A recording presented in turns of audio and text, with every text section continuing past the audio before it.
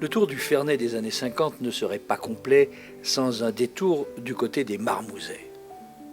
Marmouset, c'est le surnom qui avait été donné aux enfants de l'orphelinat Saint-Pierre. Initialement, ces garçons, orphelins de guerre ou cabossés de la vie, ne pouvaient rester là que jusqu'à la fin de leur scolarité obligatoire, 14 ans. Et sans doute, tous ou presque, seraient-ils alors repartis de Ferney, sans profession, sans avenir, sans espoir. Le hasard ou la destinée en décida différemment lorsque le jeune abbé Joseph Boisson, très fatigué par les épreuves de la guerre, fut nommé, pour pouvoir se reposer un peu, aumônier à Saint-Pierre justement. Il ne put supporter que ses enfants, arrachés au malheur, y retournent inexorablement. Il obtint donc d'une famille fernésienne de pouvoir louer une maison dans laquelle il accueillit les premiers marmousets, apprentis, qui allaient pouvoir, au-delà de leur scolarité, acquérir un vrai métier. La maison était petite, les marmousets apprentis de plus en plus nombreux.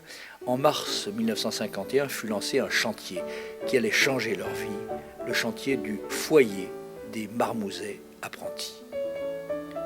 L'abbé avait obtenu un terrain agricole dans le haut du village. Les jeunes s'attelèrent à la tâche. Il fallut d'abord défricher, puis bâtir, souvent à main d'homme.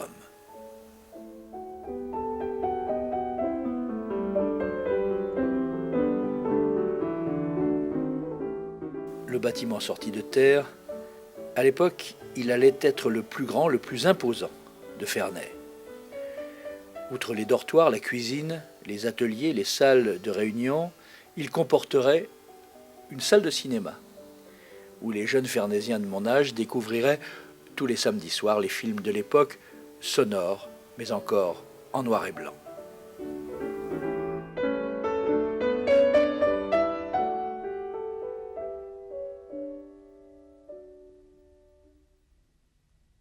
L'abbé Boisson sut galvaniser ses troupes, mais il fut aussi, bien avant l'heure, un grand communicateur. La télévision n'existait pas, mais il était omniprésent dans les journaux et participait très souvent aux émissions de Radio Genève. Sa volonté, son charisme, lui permirent de trouver des soutiens, de convaincre des mécènes. Ces marmousets étaient fiers de lui, comme il était fier de ses marmousets.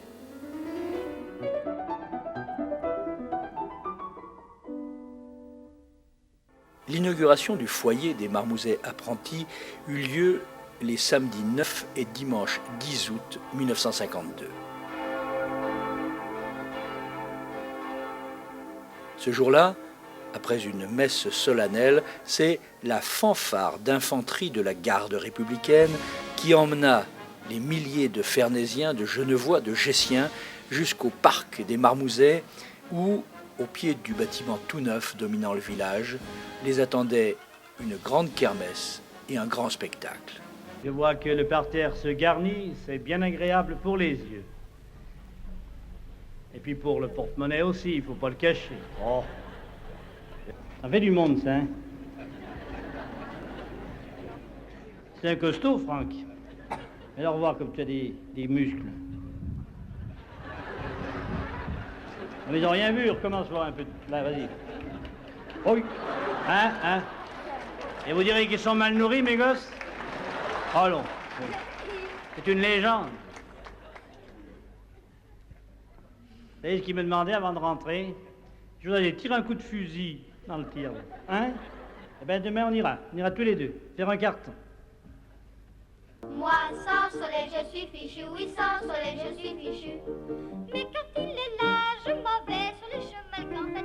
Oui, quand il est là, je m'en vais, cœur en joie. La la la la la la la la la la la la la la la la.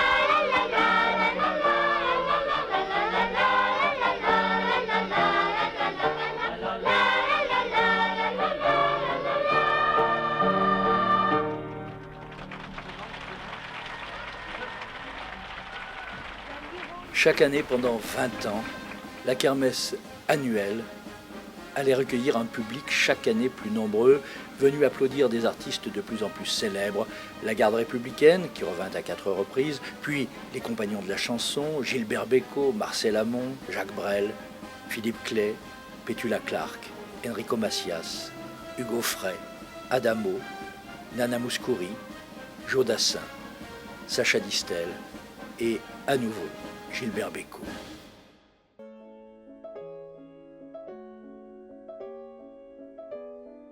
Moins connus que ceux de la garde républicaine, les musiciens fernésiens n'auraient raté sous aucun prétexte leur excursion annuelle.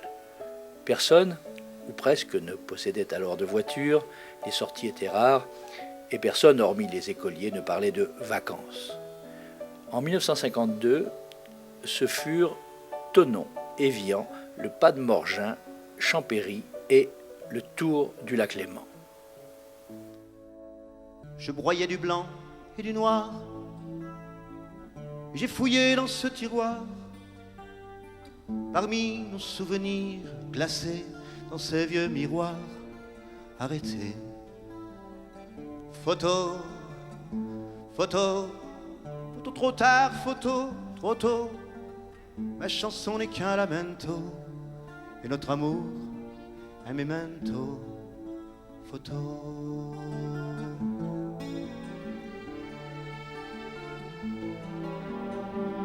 J'ai relu les pages fanées de notre roman mitraillé. J'ai rebu en instantané notre passé recomposé. Et saoulé par le white and black, j'ai revu la nuit en flashback. En prenant tes clics et tes claques, tu m'as laissé à mon Kodak. Photo, photo, photo trop tard, photo trop tôt. Ma chanson n'est qu'un lamento, notre amour un memento. Photo.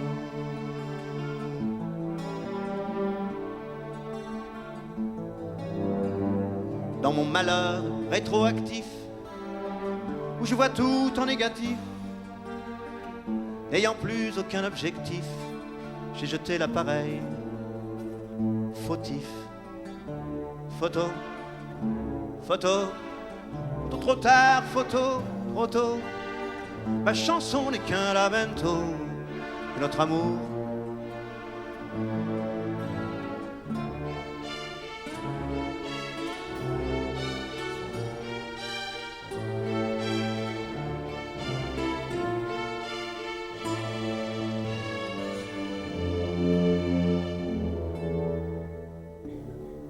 On sera jamais vieux.